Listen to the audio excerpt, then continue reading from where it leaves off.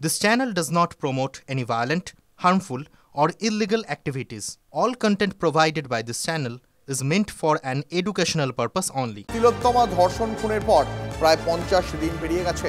West Bengal junior doctor ফ্রন্টের ডাকে গণকনভেনশনে ডাক দেওয়া হয়েছিল, কিন্তু সেই গণকনভেনশনের জন্য শহরের নামই যে হল, সেই হল পাওয়া গেল না।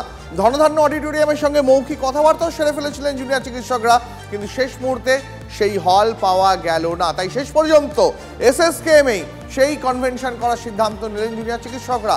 মাসকট স্পিন কন্ট্রোল ল্যাবের পরীক্ষায় এটি প্রমাণিত। কেয়াসেট আলোপেক্স পেন্টা অ্যাক্টিভ নতুন চুল গজাতে সাহায্য করে, চুল পড়া বন্ধ করে। কেয়াসেট আলোপেক্স পেন্টা অ্যাক্টিভ 10 হেয়ার ফল প্রবলেমের একমাত্র সলিউশন।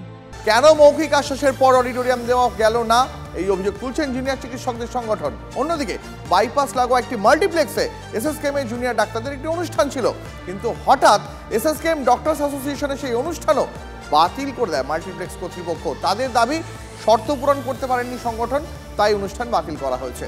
যদিও এর পিছনে অন্য চক্রান্তের ইঙ্গিত দেখছেন জুনিয়র চিকিৎসকরা। জুনিয়র চিকিৎসকদের আন্দোলনকে কখনোই অনৈতিক আখ্যা দেয়নি রাজ্য প্রশাসন, তবুও গণকনভেনশনের আয়োজন করতে গিয়ে, হলের জোগাড় করতে গিয়ে, হলের বুকিং পেতে গিয়ে পদে পদে হোঁচট খেতে হলো জুনিয়র চিকিৎসকদের। আমাদের একটা কালচারাল প্রোটেস্ট ছিল, যেটাকে আমরা দ্রোহোৎসব নাম দিয়েছিলাম, পারমিশনও নেওয়া ছিল। কালকে যখন আমরা সেই স্থানে পৌঁছালাম, দেখলাম হঠাৎ এক অজ্ঞাতবশ কারণে তারা বলল যে আমরা দিতে পারবো না। আমরা তাদেরকে জিজ্ঞেস করলাম যে আপনাদের কী সমস্যা, আপনাদের তো পারমিশন আগে থেকে নেওয়া রয়েছে। তারা বলছে না, ঊর্ধ্বতন কর্তৃপক্ষের থেকে বারণ রয়েছে। আমরা বললাম কোন ঊর্ধ্বতন কর্তৃপক্ষ? তখন তারা নিরুত্তর রইলেন। তাতে আমরা বুঝতে পারলাম যে কোনো এক অজ্ঞাত শক্তি তাদেরকে হয়তো বারণ করে দিয়েছে আমাদের প্রতিবাদ করতে দেওয়ায়। সরকারি যে হল আছে সেগুলোতে গিয়েছি এবং সব জায়গা থেকে আমাদেরকে ফিরিয়ে দেওয়া হয়েছে। আমরা অত্যন্ত হতাশ। আমরা বুঝতে পারছি না হঠাৎ করে আমাদের এই প্রতিবাদকে এইভাবে কণ্ঠরোধ করার কেন চেষ্টা করা হচ্ছে। কালকে আমরা যখন একটা ধনধান্যের মতন একটা অডিটোরিয়ামকে আমরা আগের দিন বুক করে আসার পরে হঠাৎ সকালবেলা শুনতে পাই সেটি আর দেওয়া যাবে না। আমরা 2 ঘন্টা কলকাতা মিউনিসিপ্যাল কর্পোরেশনের ডাক্তাররা দাঁড়িয়েছিলাম। 2 ঘন্টা পর বেরিয়ে আমাদেরকে বলা হলো যে আজ আর কথা বলা যাবে না। এটাকে থ্রেড কালচার বলবো কি না এটা আমরা বলছি না, এটা সাধারণ মানুষের উপর আমরা ছাড়ছি। আজকে সমাজের সমস্ত মানুষ স্বতঃস্ফূর্তভাবে আমাদের সাথে প্রতিবাদ করতে নেমেছে। আমরা তো কেউ কোথাও ভায়োলেন্স দেখাচ্ছি না বা কোথাও ভাঙচুর করছি না, শান্তিপূর্ণভাবে প্রতিবাদ করতেই বিভিন্ন জায়গায় নামছি। সেখানে থেকে কর্তৃপক্ষ এত চেষ্টা করছে কেন সব জায়গায় সব মানুষের কণ্ঠরোধ করতে? যেখানেই জুনিয়র চিকিৎসকরা তাদের প্রতিবাদকে তুলে ধরতে চাইছেন, সেখানেই বলা হচ্ছে অনুমতি নেই। কার অনুমতি নেই স্পষ্ট করা হচ্ছে না, খোলসা করা হচ্ছে না, শুধু বলা হচ্ছে ঊর্ধ্বতন কর্তৃপক্ষ। কোট আনকোট এই শব্দবন্ধটাই থ্রেড কালচারের জনক বলছেন জুনিয়র চিকিৎসকেরা। ক্যামেরায় অমিত দাসের সঙ্গে সৌরভ দত্ত, টিভি 9 বাংলা, কলকাতা। কনভেনশনের জন্য হল পাওয়া যাচ্ছে না, বুকিং করা হয়ে গেছে এমন হলও বাতিল করে দেওয়া হচ্ছে। এই নিয়ে কি বলছেন আন্দোলনরত জুনিয়র চিকিৎসকরা, শোনাবো তাদের বক্তব্য। পাশাপাশি শোনাবো বিশিষ্ট চিকিৎসক এ রাজ্যের, তারাও কি বলছেন। এটাও আমার মনে হয় থ্রেড কালচারেরই একটি অংশ।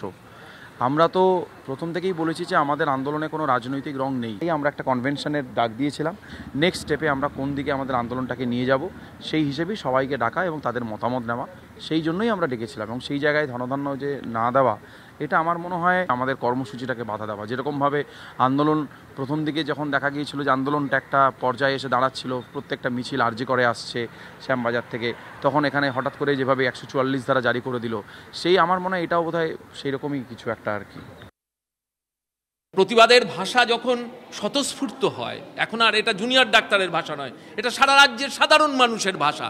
সেখানে আজকে কয়েকজন জুনিয়র ডাক্তার কোথায় দাঁড়িয়ে মিটিং করলো সেটা গুরুত্বপূর্ণ নয়, প্রতিটা রাজপথে ধ্বনিত হচ্ছে সে কণ্ঠস্বর। কিন্তু সামগ্রিকভাবে চিকিৎসকদের যে আন্দোলন, সেই আন্দোলনের সাথে সরকারের অবিশ্বাস, ভরসাহীনতা এবং বিশ্বাসযোগ্যতার জায়গাটায় যে চিড় ধরেছে, সেটাকে মেরামতের জন্য সরকারের দিক থেকে যথোপযুক্ত পদক্ষেপগুলো এখনও কিন্তু দেখা যাচ্ছে না। এটাই হচ্ছে মূল, এবং সেই জন্যই চিকিৎসকরা চাইছেন বলেই তারা আবার চিঠি দিয়েছেন, এবং চিঠি দিয়ে তারা চাইছেন সরকার ব্যবস্থা নিক।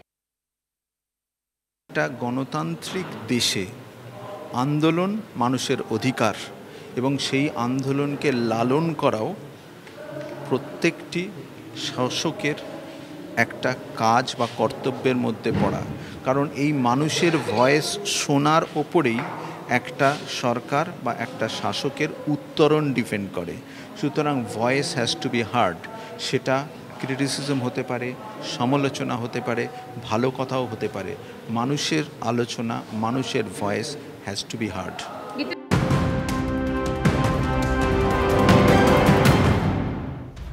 উৎসবের মরশুমে কৃষি ও শিল্পক্ষেত্রের কর্মীদের জন্য সুখবর। বিভিন্ন ক্ষেত্রে দক্ষ অদক্ষ কর্মীদের বেতন বাড়ালো কেন্দ্র। ঝাড়ুদার, সাফাই কর্মীদের দৈনিক মজুরি বাড়ল 783 টাকা। কৃষি ও শিল্পক্ষেত্রে দক্ষ অদক্ষ কর্মীদের বেতন হলো 20,358 টাকা।